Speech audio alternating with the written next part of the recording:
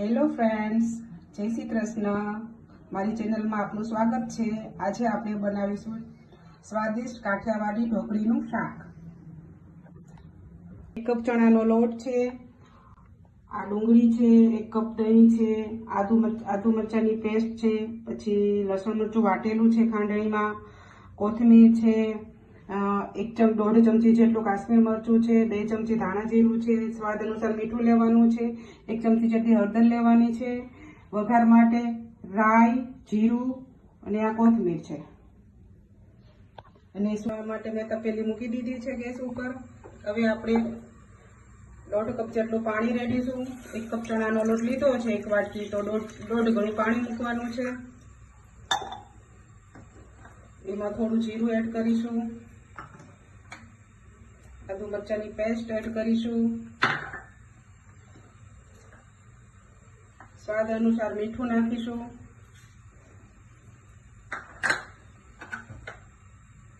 ને થોડું મરચું એડ કરીશું.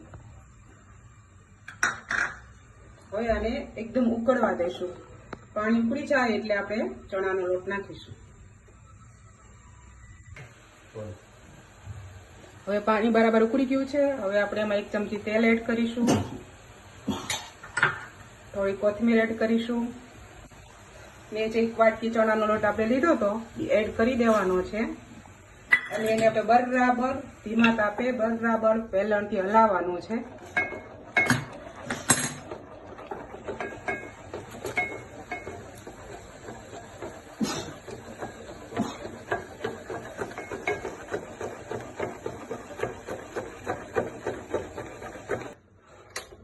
હવે આપણું ઢોકળી એકદમ સરસ બની ગઈ છે. આ રીતે બનાવવાની છે, બહુ ડ્રાય પણ નહીં અને બહુ ઢીલી પણ નહીં.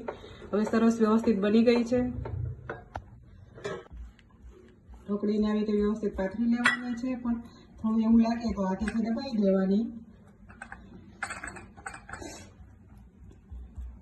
થોડી વાર ઠરવા દઈશું અને પછી આપણે એના પીસ પાડીશું. ઠંડી થાય ત્યાં સુધી આપણે વઘારની તૈયારી કરી લઈશું. એમાંથી આ માટે આપણે 3 થી 4 પાવડા તેલ લઈશું. તેલ થોડું વધારે લેવાનું.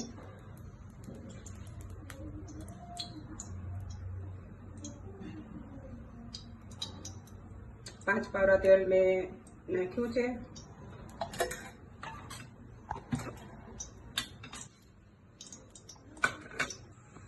તેલ આપણું સરસ ગરમ થઈ ગયું છે. રાઈ નાખીશું એમાં 1 ચમચી જેટલું જીરું નાખીશું, 1 ચમચી હિંગ નાખીશું, બધા સૂકા મસાલાઓ એડ કરીશું.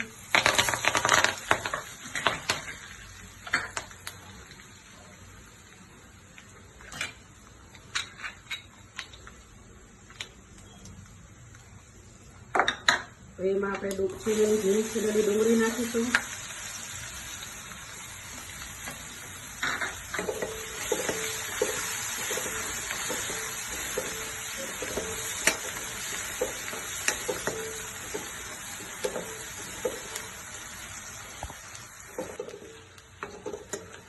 ધીમા તાપે ડુંગળીને સરસ મજાની સાતરી લેવાની છે. કાચી ન રહેવી જોઈએ, નહીંતર એનો કાચો સ્વાદ લાગશે.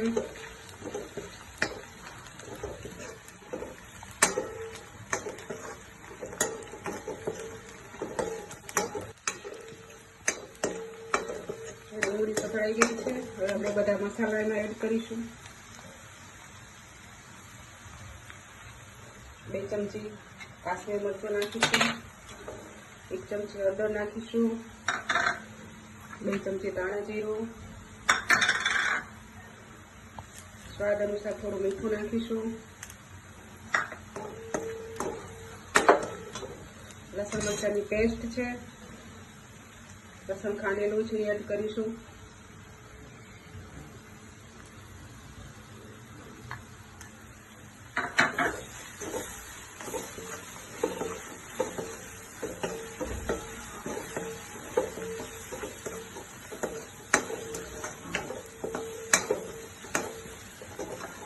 મસાલો બધા સરસ ચડી ગયા છે. એમાં આપણે 1 કપ જે દહીં લીધું છું એને એડ કરી દઈશું.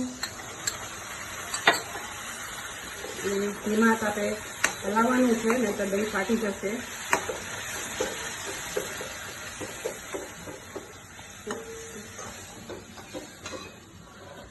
હવે છે આપણે ઢોકળીના પીસ પાડી લઈશું. નાના મોટા જેવી સાઈઝના પીસ પાડવા હોય એ સાઈઝના પીસ પાડી લેવાના છે. મિત્રો, આ ઢોકળી આમનમ ખાવી હોય તો પણ સારી લાગે છે, વઘાર કર્યા વગરની. ઢોકળીનું શાક તમે બાજરાનો રોટલો, ભાખરી, રોટલી ગમે તેની સાથે ખાઈ શકો છો. ટેસ્ટમાં બહુ જ સરસ લાગે છે. દરેક ગુજરાતીઓના ઘરમાં શાક ઢોકળીનું બનતું જ હોય છે.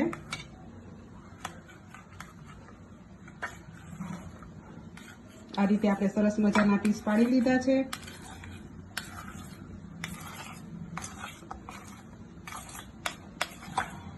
એટલું પાણી એડ કરીશું.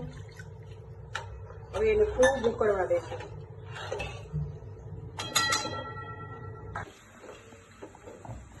પાણી ઉકળી ગયું છે. હવે આપણે ઢોકળીના પીસ નાખીશું.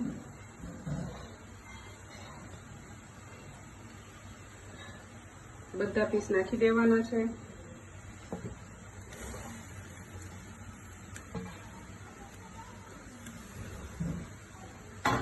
હવે આને ધીમા તાપે ચડવા દેશું એટલે ઢોકળી સરસ ચડી જાય.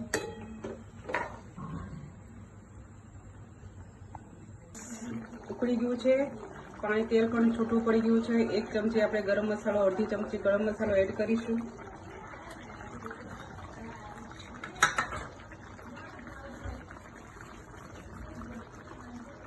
થોડી કસૂરી મેથી નાખીશું ને થોડી કોથમીર ભભરાવીશું.